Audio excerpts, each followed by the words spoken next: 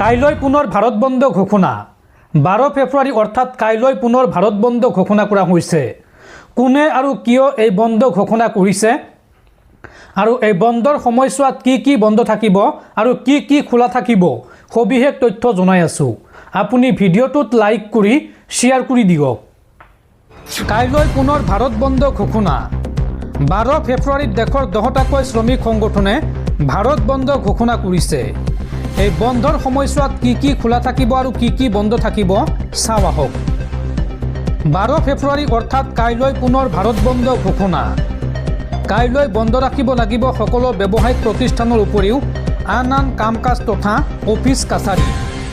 লগতে যান বাহন চলাচলৰ বন্ধ ৰখাৰ আহ্বান জনাইছে এই বন্ধৰ আহ্বান জনোৱা সংগঠনসমূহে। কিয়নো উক্ত দিনটোত দেশৰ 10টা ট্ৰেড সংগঠনে ধৰ্মঘট কৰাৰ হুংকাৰ প্ৰদান কৰিছে। দেশজুৰি হ'ব লগা এই ধৰ্মঘটত অংশ ল'ব কোটিৰো অধিক শ্ৰমিকে। এক বিবৃতিযোগে এই কথা ৰাজহুৱা কৰিছে শ্ৰমিক সংগঠনকেইটাই। কেন্দ্ৰীয় চৰকাৰৰ শ্ৰমিক বিৰোধী কৃষক বিৰোধী স্থিতি গ্ৰহণ কৰাত জাঙুৰ খাই উঠিছে দেশৰ এই 10টাকৈ ট্ৰেড ইউনিয়ন। সেয়েহে সন্মিলিতভাৱে এই সংগঠনৰ নেতৃত্বই 12 ফেব্ৰুৱাৰীৰ দিনটোত ভাৰত বন্ধ ঘোষণা কৰি বিবৃতি ৰাজহুৱা কৰিছে। দৰ্শকসকল, আপোনালোকে নিশ্চয় এতিয়া বুজি পাইছে 12 ফেব্ৰুৱাৰী অৰ্থাৎ কাইলৈৰ দিনটোত ভাৰত বন্ধ ঘোষণা কৰিছে দেশৰ 10টাকৈ ট্ৰেড ইউনিয়নে।